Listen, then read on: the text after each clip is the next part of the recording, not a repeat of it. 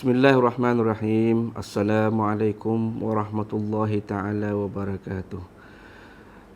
Alhamdulillahirabbil alamin wassalatu wassalamu ala asyrafil anbiya'i wal mursalin sayyidina maulana Muhammadin wa ala alihi wa sahbihi ajma'in. Rabbi shrah li sadri wa yassir li amri wahlul 'uqdatam min lisani yafqahu qawli, amma ba'd. Auda penonton, sedang pendengar, muslimin, muslimat yang dirahmati Allah Subhanahu wa taala. Alhamdulillah, kita panjatkan syukur kehadrat Allah Subhanahu wa taala kerana dengan izin serta limpah inayahnya jua kita dapat bertemu lagi pada Ramadan tahun ini, dan mudah-mudahan kita berdoa semoga kita akan dipertemukan lagi pada bulan Ramadan yang akan datang, insya-Allah.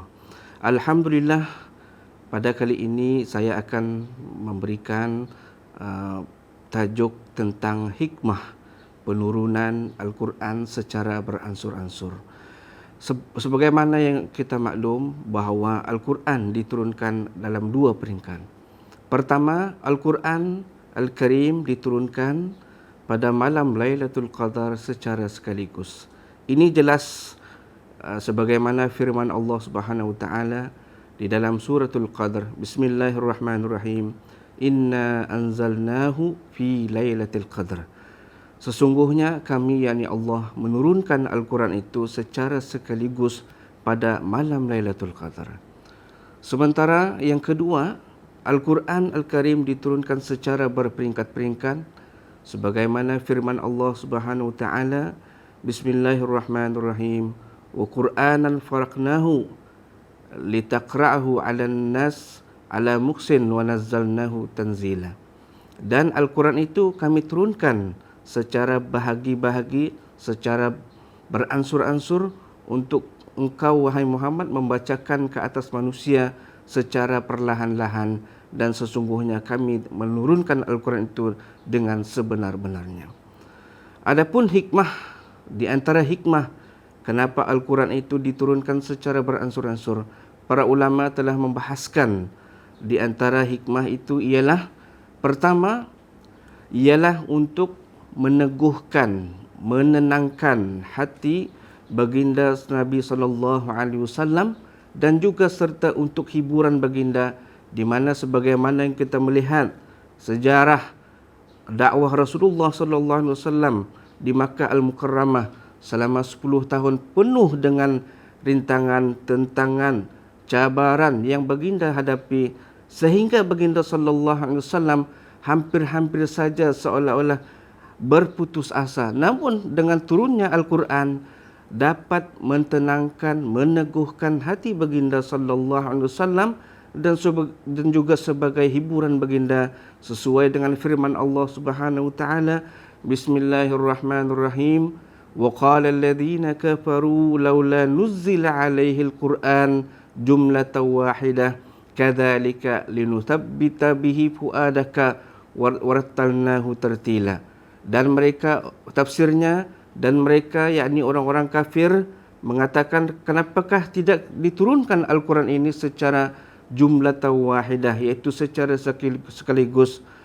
Bahkan yang demikian, kata Allah SWT, kami turunkan Al-Quran itu secara beransur-ansur adalah untuk linuthabbita bihi fuadak, adalah untuk mentenangkan, untuk meneguhkan hati baginda sallallahu alaihi wasallam.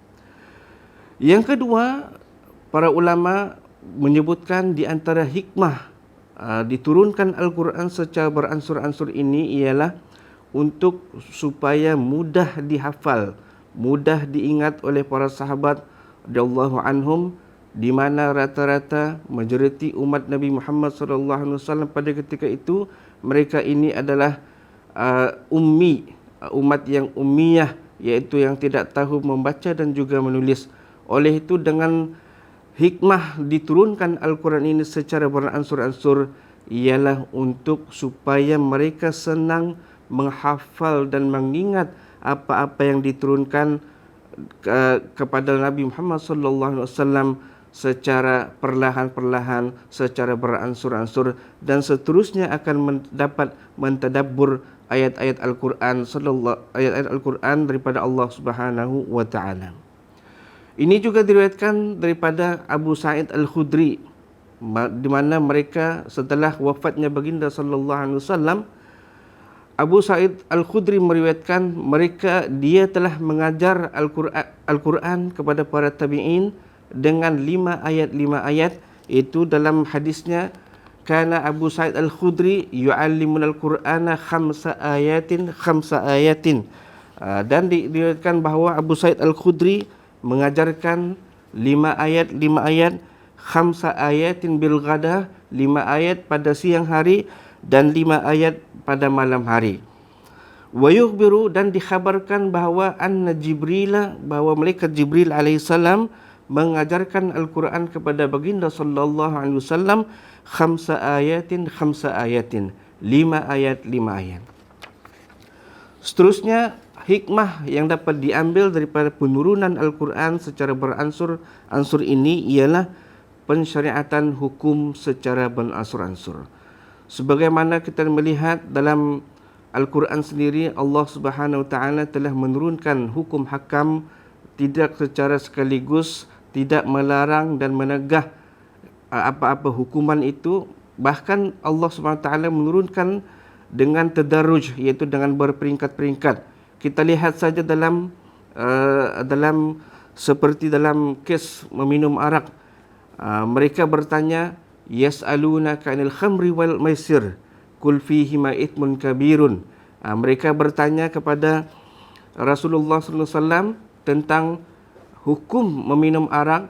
Bahkan Allah mengatakan di sana, hanya mengatakan qul fihima ithmun kabirun, dan belum lagi mengharamkannya. Kata Allah SWT, minum khamar itu adalah merupakan dosa yang besar.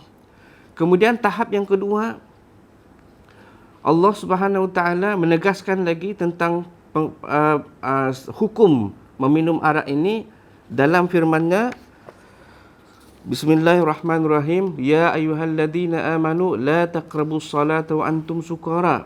Wahai orang-orang yang beriman, janganlah kamu mendekati salat, janganlah kamu mendirikan salat sedang kamu dalam keadaan mabuk. Jadi itu adalah tahap yang kedua. Allah Subhanahu Wa Taala belum lagi mengharamkan secara qat'i dalam kes hukum meminum arak. Sehinggalah sampai ke peringkat yang ketiga, bahawa Allah Subhanahu Wa Taala menegaskan di sini pengharaman secara qat'i bahawa hukum meminum arak itu adalah haram, sesuai dengan firman Allah Subhanahu Wa Taala. Firman-Nya, Bismillahirrahmanirrahim, ya ayyuhalladzina amanu innamal khamru wal maisir wal ansab wal azlam rijsum min amali syaitan fajtanibuhu la'allakum tuflihun. Di sini kita melihat bahawa ayat ini tegas menerangkan bahawa hukum meminum arak itu memang haram dan patut dijauhi supaya kita ini akan menjadi orang-orang yang berjaya. Dan inilah sebahagian daripada hikmah kenapa Al-Quran itu diturunkan secara beransur-ansur. Aku liqauli haza wa astaghfirullahal azim li wa lakum wa billahi taufiq wal hidayah. Wassalamualaikum warahmatullahi taala wabarakatuh.